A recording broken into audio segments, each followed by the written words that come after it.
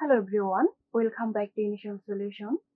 In this video tutorial, I'm going to show you how to download ChatGPT on mobile phone. So let's get started the video.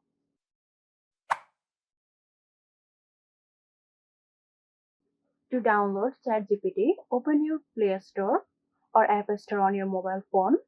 Now click on the search bar, type ChatGPT,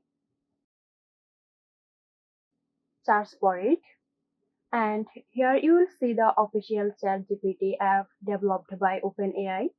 Click on it. Now to download the ChatGPT app on your mobile phone, click on install. This will download and install the app on your mobile phone. So that's it. I hope this video helped you out. Stay tuned for more helpful tutorials here at Initial Solution.